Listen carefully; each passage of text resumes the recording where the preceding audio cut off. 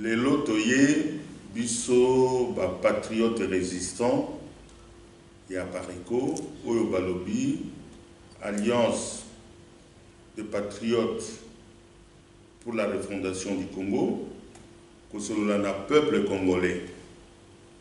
Pour Mikolo, Nungu, Eza ya Monene, ya Makasi, Makambeza Koloba Mebele, Kosale Mebele, pendant ce temps, peuple congolais, Azako se retrouvé. Bazako Bomaye, Azako Kolala Nzala, Makambo Ebele Bele. Yangwana, na cadre, il y a lutte na biso, na cadre, il y a résistance. Toye, Kopesa Lisusu, ba information, moi Makambo, moi vision na biso, na peuple congolais. Donc il y a Liboso, na Kopesa Bango, Mbote Mingi, Bandeko Banso, Bazali na Kati ya Mboka, na Baoyo Bazali Banda. Ba patriote résistant, Banso, Oyo Bazali Awa na France, Bazali na Kati ya Mboka, Mukili Mubimba à travers le monde. Papa Honoré Ngwanda, président national ya Pareco, na bureau Mubimba, na pesi bango losako ya mingi. Awa tozali na secrétaire national exécutif adjoint, M. Camille Kulula Yepe Akoloba, pour na kosola na bandeko na biso na mboka. Alors, lisolo na biso ya lelo ezali makambo mingi te. Tokosala moi comparaison muke parce que soki tolobi Chilombo baoloba aye na 2019 nde a prêté serment a commis président. Donc tokolakisa bino moi muke situation ya liboso avaye na oyo tokomi lelo. Alors situation ya liboso avant arrivé à Félix Tshilombo na pouvoir, ezalaki ke na 1997 na arrivé à AFDEL oyo bayaki po bapanza mboka. Qu'est-ce qu'ils ont trouvé au Congo? Batrouvaki Congo un pays uni, unité nationale na kati ya mboka wana. Batrouvaki quand même quelques structures na kati ya mboka wana. Bakutaki moi mabakambo ebele na oko citer par exemple Inga bangonde basali yango te. Il faut toyebaka ke d'ici 2050 ba pays oyo bako se développer ou bien bako continuer ko se développer ezali ba pays oyo bako zala na énergie. Or, Inga a une capacité, il y a 100 000 mégawatts. Les lots tu utilisé combien? Même pas 10 000. Parce que Inga 1, 2500, Inga 2, 2300, et on parle de Inga 3, sud-africain, Sombi, tout ça, même les acteurs en a une négociation qui est à 5 000 mégawatts. Donc, tu as une capacité énergétique, il y a Makasi. Maintenant, dans ça, qui Makambouana, Mobutu. Paul Maréchal, Mobutu. Stade de Oyo Bakomi Kobenga, stade de martyrs. Les stade de Kamagnola, Mobutu. Palais du peuple. Makamboué, belé. Même si la situation économique et sociale est bandaki pour se détériorer, Mobutu a laissé Baki ya minene na kati ya mboka. Tango batwa na baye, basalini, bapanzi mboka. Laurent Désiré Kabila nous a amené des Rwandais. Oya lobaki na biso baza ba Rwandais te, baza bandeko na biso. James Kabarebe, chef d'état-major. Babizi Makarara, ministre des Affaires étrangères. Bakanambe, général-major. A Panzili Biso, Mboka na kotia ba Rwandais partout. Mais un an, même pas, Yemoko Yekoloba na ba Congolais parce que l'air balingi ba bomaye, ba sale rébellion. Le 2 août 1998, à l'obi Batouana baza ba Rwandais, il faut ko benga na bango. peuple congolais a ses qui est en charge. To Bengani Barwandais. Mais quelques infiltrés, Batikalaki. Et qu'est-ce qu'on a fait? Bomi Laurent Désiré Kabila. Bazui, le petit Rwandais Kadogo, Yazaki na Tanzanie, côté Kabambisi ya Kokauka. Yazaki chauffeur ya taxi. Batieli biso mokonzi. Bomonaki exposé au parlementaire belge à salaki na parlement européen. Parce que tango papa Ngwanda belelaki que moi no bati aza congolais té. C'est Rwandais qui au mois de février na Jeune Afrique économique botangaki yango bomonaki. Kombo na ye Hippolyte Kanambe. Ba Congolais balingaki ko croire té. Tout s'engagaki na ba processus ya 1+4 to ye kokota na ba élection ya 2006 oyo Jean-Pierre Bemba a gagnaki mais Kanambe a botoli mokonzi na makasi. Et ça histoire mutunyo so yebi, c'est pas la peine na s'étaler. Boyebi makambo ya papa Tshisekedi na 2011, il avait gagné les élections parce que Kanambe ne peut pas gagner les élections devant Tshisekedi wa Mulumbu. Kanambe a botoli le pouvoir à Fandina. Donc nous sommes toujours dans la contestation, il y a légitimité, il y a pouvoir dans la carte Yambo Cannabis. 2018, Kanambe a sali ba manœuvre naye a nommé Chilo. Et voilà la situation yotoko mileno. Na tango ya Kanambe, la situation s'est dégradée d'une façon exponentielle. Pillage systématique et ressources et Congo, dans les pays voisins, plus particulièrement dans Rwanda. Rwanda a atteint un grain de moko ya coltan dans Mboka na yete. Mais Rwanda Zalaki est-il le premier exportateur ya coltan. A sali kutu ba usine ya coltan na kati ya Mboka na ye. Mais ya za na coltan. Rwanda a part le thé na bangombe na ye, ba vache na ye. Ils avaient à l'époque d'Abiyarimana, produit intérieur brut, il y a combien? 2 milliards. 2 milliards. Au moment où le Congo faisait plus de 15 milliards. Les lots Rwanda comme Kosala, 12 milliards. Parce que Bazoui Babiso, Bazoui Baparke Nabiso, Bazoui Makambonyoso. Voilà, Kanambe Yemo qu'on a famille Naye, Bazo contrôlé plus de 80 entreprises. Bazo contrôlé plus de 80 entreprises. Oyo bazo piller mboka d'une façon congolais a koki kolia matin midi soir té. Pauvreté moko ya kosakana té. Au kota la base statistique nyonso ezala ya Banque mondiale Fonds monétaire international. Ezala ya programme ya Nations Unies pour le développement. Nyonso tozali presque batu ya suka. Alors que tout ça n'a pas potentialité, il y a minene. Il y a minene, oyo to oki ko développer mboka na biso.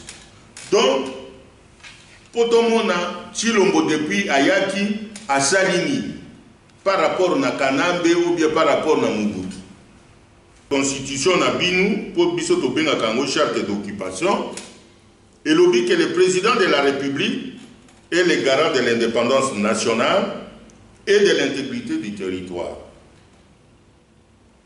Est-ce que Chilombo vraiment a garanti l'indépendance de Yambo Cannabis? A garantir l'intégrité du territoire Nabiso? Débat est parce que vous voyez que cette armée Baouti ou bien Bazali ko occupé Congo. Angola a occupé Kayemba depuis à l'époque ya Kanambe. Ouganda a occupé partie à Est. Kuna Lelo, Zambie, Yewana Koti, Centrafrique, Oyo Bazali, Oyo Tokiko Benga Bamouche. Bazali même na possibilité à Moukete ya Kosimba Biso. Lelo bakomi kokota na armée na bango na Congo. Soudan du Sud, na kati ya Congo, Burundi na kati ya Congo. Même Congo Brazza za kozwa ba il na biso lelo yo tuza koloba. Mais loko nini Tshilombo za ko protéger. Azokende na Brazzaville po amona Sassou abondela ye asala médiation pour bazambie babima na kati ya mboka na biso. Mais donc toza na armée te. Musala ya armée na biso ezani. Eza ya ko protéger l'intégrité ya territoire na biso. Il y a qu'à protéger le peuple congolais. Dans l'année, il y a 220 personnes. Dans le sud de Kivukuna. Il n'y a même pas une semaine. Est-ce que Boyoka Kichilombo a lobby et comment on a monokonaye? Boyoka Kichilombo a décrété ne serait-ce que deuil national? Ou bien condoléances dans ma famille? Ou bien atteindre ministre naye? Il y a défense, ou bien il y a intérieur, ou bien il y a, je ne sais pas moi, droits humains, pour pas qu'il y ait des quotas là, et là qu'on y ait bimikuna. Non, il est lié à l'accord naïe, l'alliance diabolique naïe à Salata, de telle sorte qu'il ne peut rien faire. Il ne peut rien faire. Donc, Congolais, causez les lots comme mon côté et que vous t'en avez Tshilombo. Boyoka qui déclaration naïe na Brazzaville. Alobi ke yena kanambe na alliance na bango bakoki ko kabwana jamais. Donc pendant 5 ans tolekisi 12 millions de morts.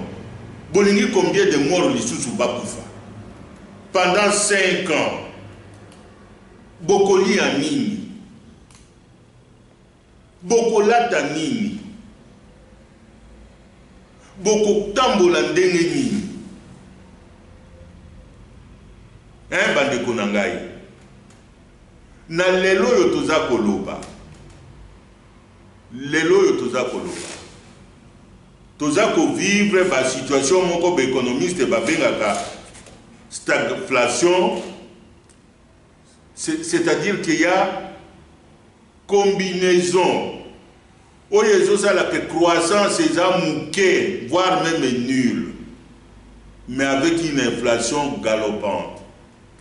Conséquence, chômage, il y a ébélé chômage de masse. Déjà à l'époque de Kanambe, on était à 90%, taux de chômage dans le Congo. Balobio, Balongoli, créer. Où est-ce qu'ils ont créé des emplois? Pour Bakitisa Towana na 75%. Les loyo balobé na 86%. Calcul en haut bazo salango api. Na bureau international il travaille na Genève ou bien na Congo. Il n'y a pas de sérieux dans tout ce que les Congolais font. Hein? La personne humaine est sacrée. L'État a l'obligation de la respecter, pardon, et de la protéger. Est-ce que tu n'as pas protégé les Congolais dans le Bangwa? Non. Si Koyo, état de droit, état de droit, état de droit. Mais à la servition que va mettre état de droit en exécution. J'ai suivi il y a quelques jours député Yobazo Bengaso qui est Eliezer. Azo dénoncé comment on a massacré na marche il y a l'ENF, il y a IDPS. Comment on a massacré les gens na Katanga. Bakati Matoi, Bakati Zolo, Balongoli Miso, après Beti Massas, Baki Kobaka Batunamai. C'est un député national. Mais est-ce que Boyoka Tshilombo a Kosoyo bien a déclenché enquête Moko bien ni? Rien. Donc Bozela et Loko Moko na Mutouana te. Biso na Pareko, Tozali Loko la Bangote. Parce que Tozali na Mokonzi Moko aza rigoureux. Rigueur na Moussala, rigueur na Makambonyonso et sérieux. De telle sorte que biso batu ya Pareko Tozali na programme projet ya société na biso eza na kati ya site na biso. Mais programme ya gouvernement ya kosala makambo toso osali dossier par dossier. Nous ne sommes pas comme Tshilombo qui vient à l'improviste a commis ayebi aloko ya kosala te. il commence à déclencher le programme il y a 100 jours. Et le programme il y a 100 jours, c'est une escroquerie. Oyo bayibi mbongo ya ba Congolais, sali makambo nyonso. Binu moko boyebi makambo wana. Je ne vais pas rentrer là-dedans parce que ça ne sert à rien.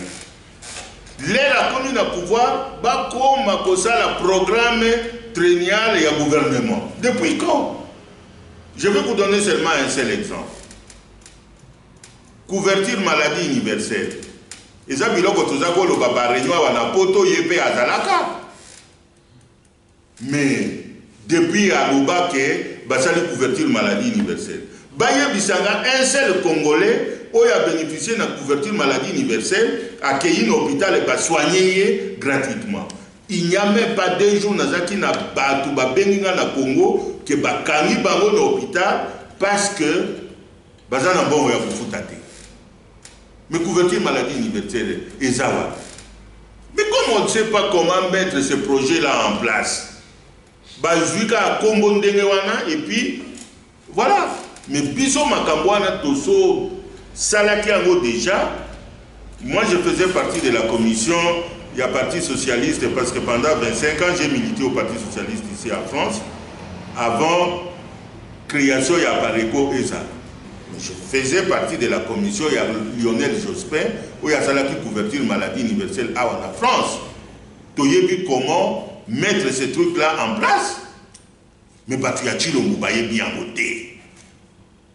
Makamboeza est belé, oyo tokoki koloba. Ce qui totali, oyo baza ko pomper biso, enseignement gratuit, pardon.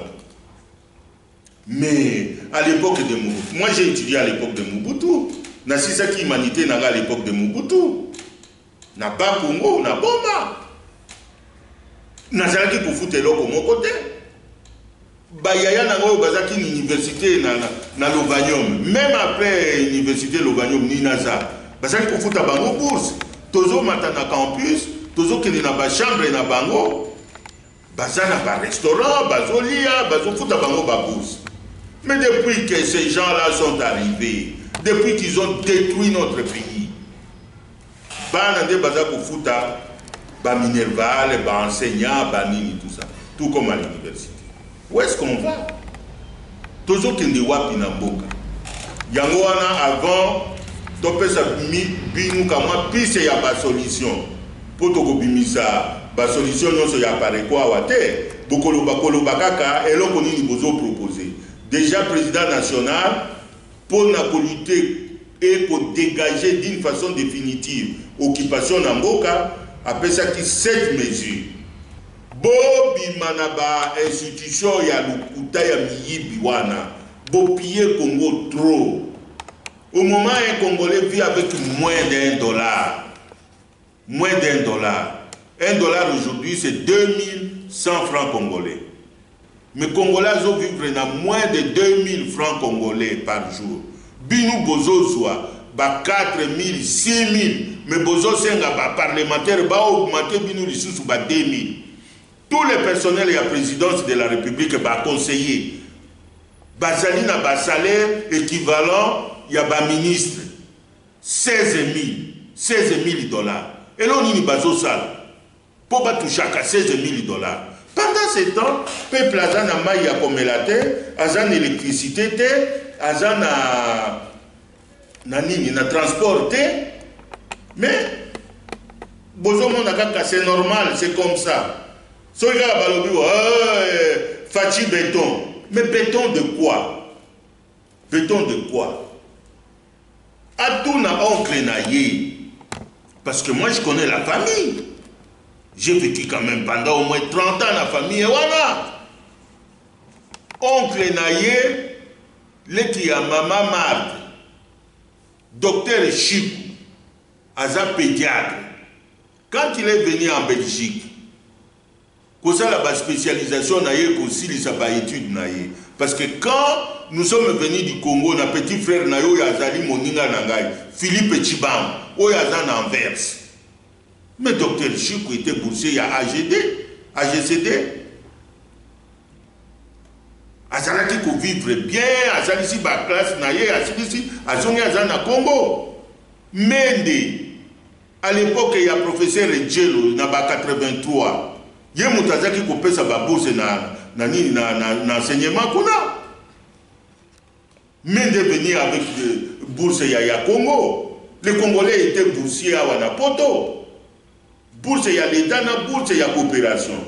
Mais les lots ni bourse ya l'État na bourse ya coopération exact.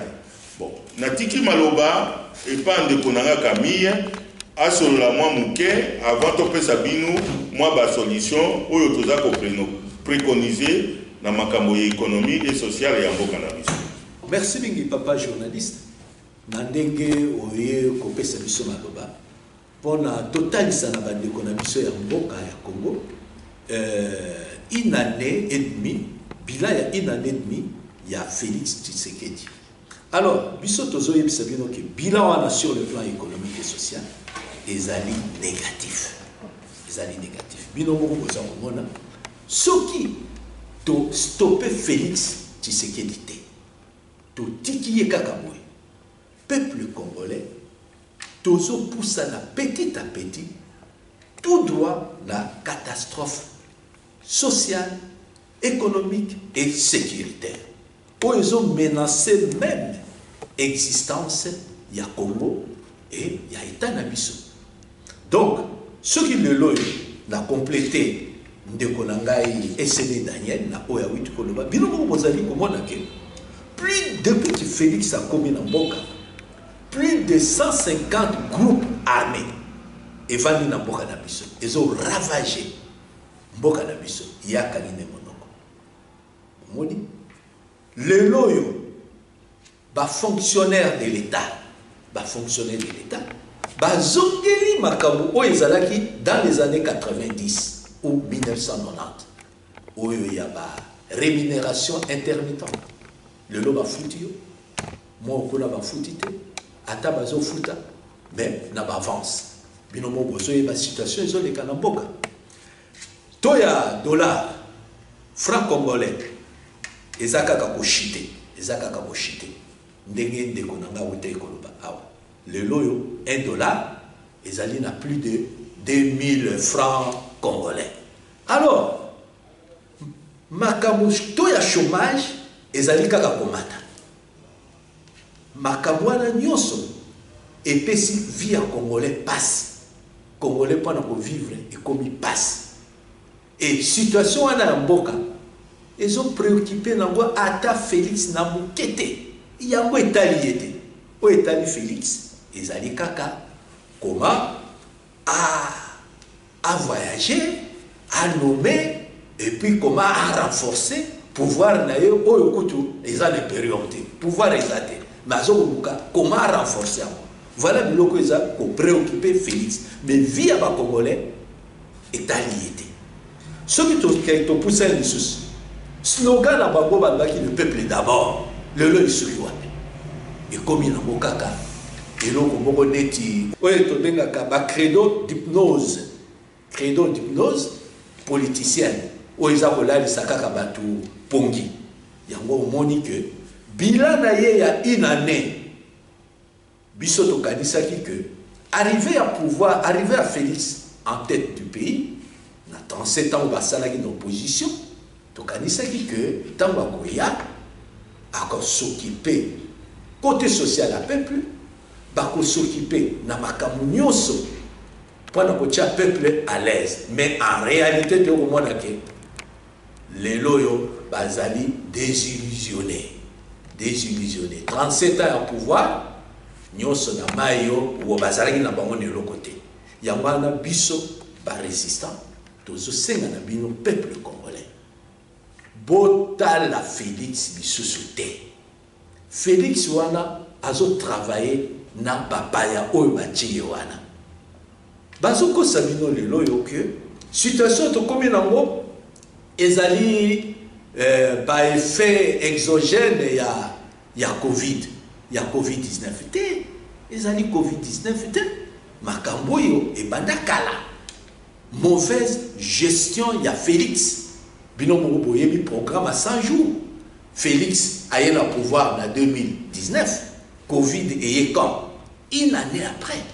Bon, mon une année après. Mais avant 2019, tout comme en 2020, mars 2020, mais Félix déjà a payé qui économie nous sans boca. Bambongo a eu un voyage. Bon, depuis Félix a eu compagnie nini oye a sali pona mbana mboka. Compagnie moka salité. Au monde, avenir à ma peuple congolais, à ma jeunesse, il y a jeunesse congolaise. Le loyo est à wapi.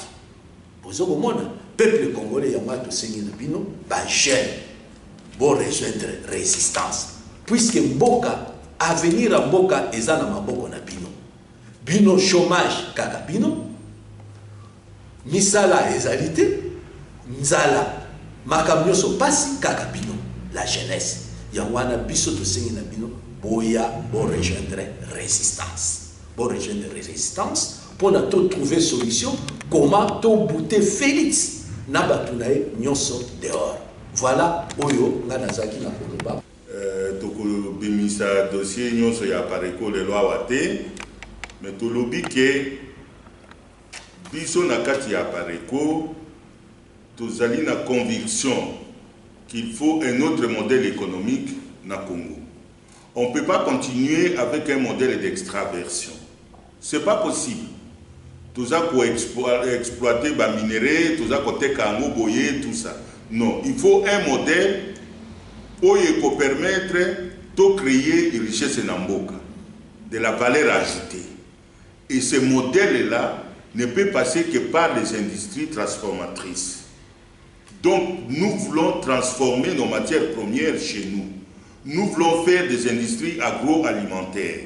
Nous avons 80 millions d'hectares et à terre rares. De quoi faire de l'agriculture, nourrir le Congo, nourrir toute l'Afrique et une partie du monde. Tozana fleuve Congo, Tozana ba forêt. Et là, nous avons commenté na kati mboka na biso. Donc, nous voulons créer des industries parce que les emplois industriels, ce sont les emplois les plus durables. Oyo jeunesse, oyo bana bakozwa misala. Donc, un autre modèle économique que oyo eza coexister les. Deuxièmement, Papa Ngwandaza a accordé importance makasi dans l'enseignement. Il faut changer méthode, il faut changer structure. Il y a enseignement oyo tozali comment on a l'élo. Nous sommes devenus non seulement il y a plus de 7 millions d'enfants non scolarisés dans Kati Mboka na biso, mais aucune université à Congo est figurée parmi les 100 ou les 500 universités d'Afrique. Aucune. Alors qu'à l'époque de Mobutu, il y avait l'université de Kinshasa, de Lubumbashi qui était bien classée. Et puis personne ne peut contester, tous dans le domaine de l'armée, que Bamboka loko la Cameroun, Centrafrique, Tchad, Banini, parce que continue ba militaire na bango, ba officier na bango na formation na kati ya mboka na biso. Lelo yo biso to komi kozwa armée na biso continue na formation na Rwanda. Il faut inverser les choses, c'est pas possible. Rwanda a combien d'habitants? Peut-être 10 millions, 11 millions sur 26 000 km². Mais nous sommes 80 à 90 millions de personnes sur 2 345 000 km². Armée na biso qui ne peut se former na Rwanda, et là on y bayebi. Ce qui militaire et a biso le loi a décidé que abeta ba Rwandais ba kokima ba côté les matés. Mais il faut nettoyer, ba infiltrer wana nyonso. C'est pourquoi quel que soit le programme économique ya kitoko tozanango, quel que soit le programme social oyo tozanango, oyo ya enseignement, ekoki kosalema te soki tobengani na occupation te. Donc préalable na biso ezali peuple congolais, parce que balobi la souveraineté nationale appartient au peuple. Peuple né après ça ka pouvoir. Binu bozana pouvoir wana, biso tozana pouvoir wana, biso peuple congolais. Tozana droit ya kobenga na batuana ba occupants, les Rwandais, les Burundais, les Ougandais, les Tanzaniens, les multinationales et les collabos pour favoriser que le système est implanté dans kati ya mboka. Ba mengi, Cheo Kitundu, Atundu, Mokolo Wapogo, ba Kieke Mulumba, ba Nini, Oyo bengaka Mova, Boshab, hein?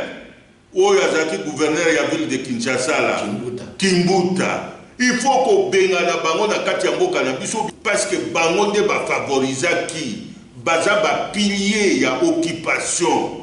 Il faut qu'on benga na bango na kati ya mboka na biso de telle sorte que ba Congolais to vanda to trouver solution ya ko diriger ya ko gouverner mboka na biso avant ya commettre ba programme wana nyonso en place. Voilà bande konangai.